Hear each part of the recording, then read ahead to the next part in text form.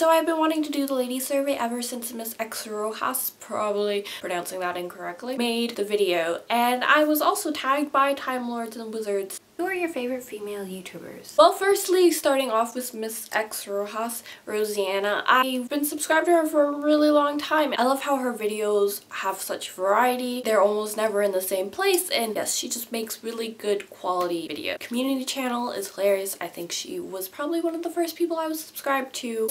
Cast Chicks, Words of a Reader, Nerd Girls for the Win, The Ellsworth, Time Lords and Wizards, Just Kiss My Frog, Good Evening, Curious Cookie, Leslie Founder Gariel, Marion Honey, Books and Quills, Nerds Are Rel, Ophelia Dagger, Healer, Elmify. I'm probably leaving out a lot of lovely people, so all the links will be down below. Who are your favorite female athletes? In the spirit of Olympics, my favorite female athlete is Clara Hughes. She is Canadian and she competes in cycling and speed skating. She has also won multiple medals in both Olympics, and she's the only athlete to have ever done that, so she is pretty awesome. What is your favorite book written by a female with a female protagonist? Inkheart by Cornelia Funk, Will of Thunder, Hear My Cry by Mildred Taylor, another Scout and To Kill a Mockingbird. How can you not love Scout? Another one which I forgot to grab, I don't really like Little Women by Alcott, but I do really like Joe. Another one is Sweetness in the Belly by Camila Gibb, which follows the character Lily, her bravery and how she goes through things and just learns about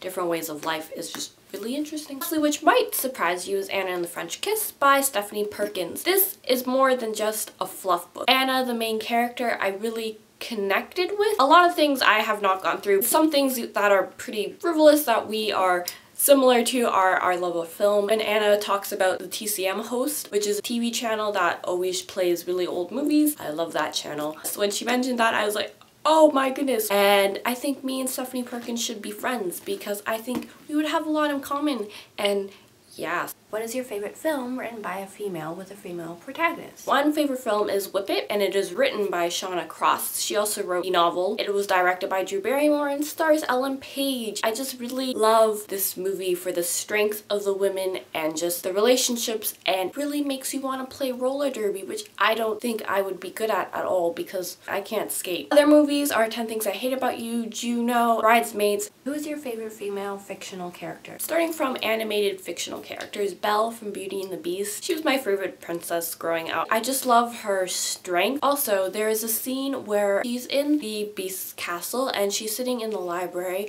on the floor, and she's wearing this really pretty dress. She's just sitting, and it's just creates this big giant circle on the floor, and she's just sitting reading a book near a fireplace. And ever since I was a little kid, I've just wanted to recreate that scene because I liked how her dress was laid out in the books and her book and the fireplace. It just looked nice. I've yet to do that, but I'm going to do that someday.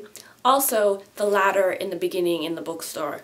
My future house will have that ladder. Other characters that I really like, Rory Gilmore from Gilmore Girls, also Lorelai Gilmore. Both of those women are just really great. Also Hermione and Luna from Harry Potter, of course. What is your biggest problem facing female creators today, and any solutions? I think when women start to discuss certain topics like politics or just issues pertaining to women or other topics, and they will make very intelligent videos about them, but once a woman starts doing that, they can receive a lot of mean and cruel comments for no reason, and it sucks. That's a reality that happens.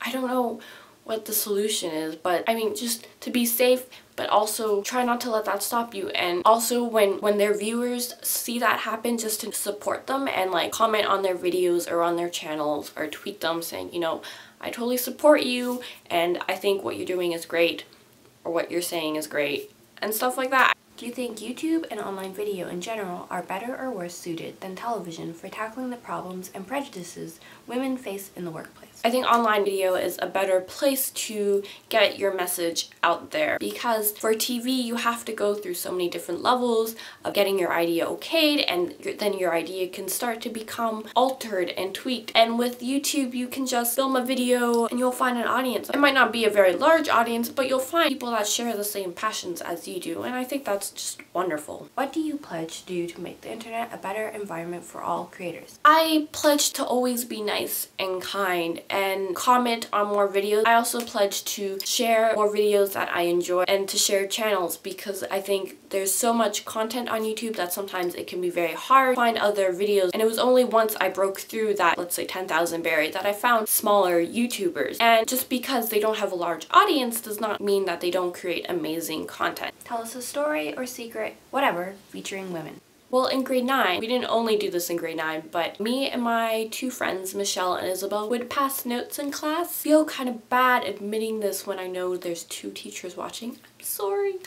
But yes, we would pass notes sometimes in class. There was this one day, I don't know how, but we started writing this story about this character named Mr. Buff Ewe, and it's quite strange. I think he gets sucked down a toilet and he enters this new world. There's something about how it's really, really strange, but it was really fun. And I still have the story, but we passed this particular note in geography. I love geography, and we would sit in the front of the class, and after she taught the lesson, she would give us time to work on our homework or do whatever. Instead of doing our homework, we would talk to the teacher about various topics like television shows and childbirth, because that's what you do. And it was just really fun, and I never had that sort of relationship with a teacher before, and now we are friends. So that's nice, and I would never have expected that in grade 9. But yes, don't pass notes, kids.